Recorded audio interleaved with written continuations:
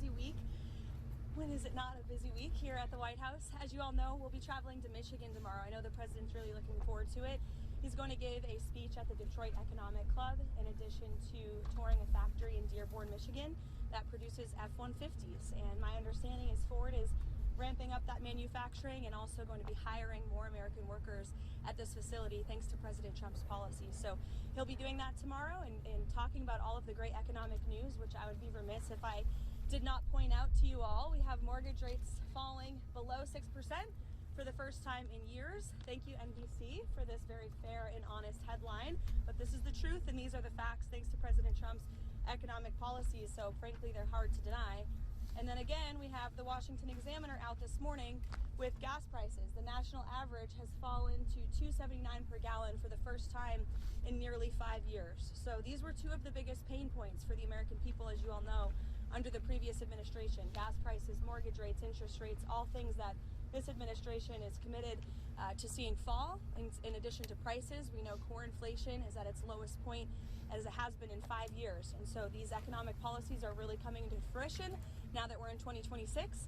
And we'll be seeing more tax cuts into the pockets of the American people later this spring as well. So it's all good news on the economic front, and I know the president looks forward to talking about that tomorrow in Michigan. I'll take some of your questions today. Does the president think that the Fed chair should be in jail? Thank you so much, Karoline. I'm Jerome Powell. President Trump has mentioned on multiple occasions that the administration could probably bring a lawsuit against him. Did the president ever direct DOJ officials to open an investigation into Powell? No. And can you reassure the American public that his longstanding criticisms and public comments about Powell had nothing to do with the investigation? Look, the president has every right to criticize the Fed chair. He has a First Amendment right, just like all of you do. And one thing for sure, the president's made it quite clear, is Jerome Powell is bad at his job. As for whether or not Jerome Powell is a criminal, that's an answer the Department of Justice is going to have to find out, and it looks like they intend to find that out. Two more questions on the Fed for you. Senator Tillis is promising to hold up all Fed nominees until this legal matter with Jerome Powell is resolved. What does the president make of that? I haven't spoken to the president about Senator Tillis' comments. I'll leave that to our legislative affairs shop to figure out, and I'll let the president speak on that himself. Go ahead. Believe that the Fed should operate independently from him. The president has made it quite clear he thinks Jerome Powell is bad at his job, and the president has made it quite clear, as have many economists, by the way, that interest rates should be lowered, and they should have been lowered a long time ago. But does he believe in the independence of the Fed, Caroline? He has, and he said that many times. Does the president believe that Jay Powell should go to jail if he lied about Does the president? Eamon, you're yelling out a question that's being asked in a different way, but it's the same exact question as we just answered, and I just answered it. We'll let the Department of Justice determine that. Caroline, is the president taking airstrikes off the table in Iran, and does he believe there's a potential path to end the protest there without military action? Well, I think one thing President Trump is very good at is always keeping all of his options on the table, and airstrikes would be one of the many, many options that are on the table for the commander-in-chief. Diplomacy is always the first option for the president. He's told all of you last night that what you're hearing publicly from the Iranian regime is quite differently from the messages the administration is receiving privately. And I think the president has an interest in exploring those messages. However, with that said, the president has shown he's unafraid to use military options if and when he deems necessary, and nobody knows that better than Iran. Go ahead, Jim. Steve Witkoff talking to the Iranians at the moment. I understand that Steve Witkoff will continue to be a very important player in diplomacy with respect to Iran. Trump has confidence in Delcy Rodriguez. I think the last week has shown that the president made the right, realistic assessment of what needed to take place in Venezuela at this moment in time. And the interim authorities and Delcy Rodriguez and her team have been very cooperative with the United States and the president and his team, as evidenced by the massive energy deal that the president was able to cut with the interim authorities, their commitment to release Venezuelan political prisoners, which we also saw last week. So we've seen a great level of cooperation, and the president expects that to continue. Go ahead, sorry. And how soon does he want to see elections in Venezuela? I think right now it's still too soon to say, and I don't want to set a deadline for the president. What's the meeting this morning with Marco Rubio about Venezuela? What can we see this week from Venezuela? More The president meets with the Secretary of State and National Security Advisor daily, sometimes multiple times a day, and so it was on a range of topics, as it always is. Does President Trump expect on Venezuela? What practical steps would the White House like to see the interim authorities take to stop Iran and Hezbollah from operating in the country, and have those authorities done anything on that yet?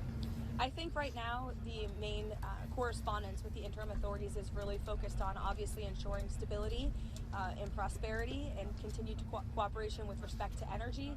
As you all know, there was a very powerful and big group of oil executives who were here at the White House on Friday, and so continuing to iron out some of these energy deals.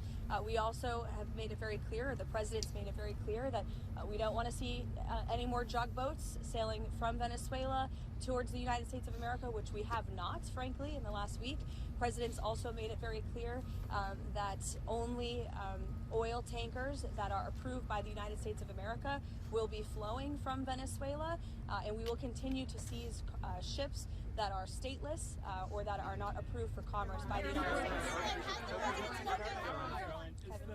Back to Iran, is the objective in these discussions with Iran still complete denuclearization, or what else is the president looking for as he, engages in these discussions? Well, he's made it quite clear he certainly doesn't want to see people being killed in the streets of Tehran, and unfortunately that's something we're seeing right now. Kelly. Caroline, has Wyckoff spoken with Iranian officials? I'll get to you, don't worry. Has Wyckoff spoken with Iranian officials today, and has President Trump spoken with Elon Musk about the internet situation there as well? I understand he has spoken to Elon about that. Yes, he talked to all of you about that on the plane last night. What was your first question, Kelly? Has Wyckoff spoken with Iranian officials today? Could you give any updates on those conversations? I haven't spoken with Mr. Witkoff today about that, but we can certainly get you an answer. President Trump is meeting with Archbishop It's of great interest to you, I'm sure. Absolutely, and they may be speaking as we're speaking. Can you give us a preview of what they'll be talking about, or will there be a readout as well after they're done of what they discuss? I can see if the president will provide you a readout. How's that?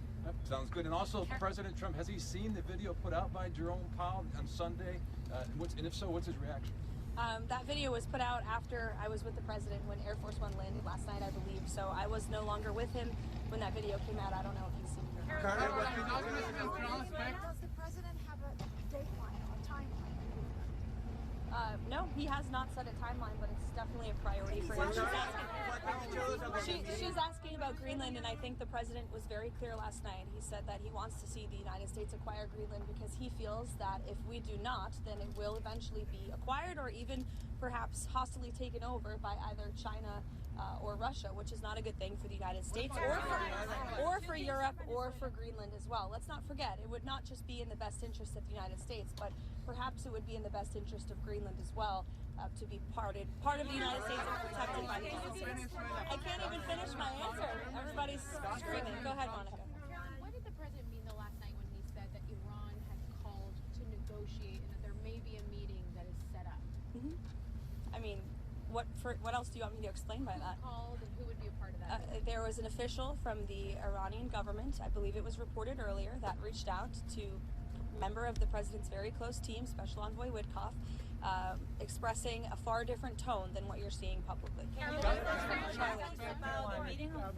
Secretary Kristi Noem has been front and center in response to this ICE video. Is the president satisfied with her efforts there and all of her media interviews? Yes, 100%. President Trump and I actually spoke about this last night and how Secretary Noem is doing a phenomenal job, not just securing the border, which she and the president did together in record time, but also in defense of the brave men and women of ICE who put on a law enforcement uniform every single day to protect our communities and to protect all of you and every American, regardless if they are Democrat or Republican. ICE is doing a very important job to remove illegal alien criminals from our communities. And I think it's very striking that all weekend long, you had agitators and violent American citizens out in the streets of Minneapolis protesting. Protesting what exactly?